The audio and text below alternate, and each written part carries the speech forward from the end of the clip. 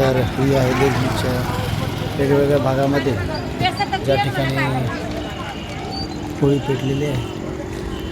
तर आपण पहा देगलूरच्या वेगवेगळ्या भागामध्ये कशा प्रकारे होळी पेटलेली आहे.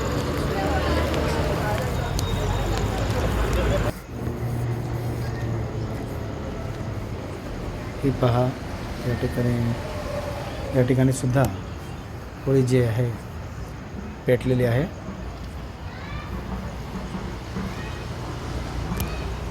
जवळपास देगलूर शहरामध्ये सर्वच भागामध्ये मोठ्या उत्साहात या ठिकाणी होळीचा सण पार पडतो. हे पहा आणि ही दृश्य पहा.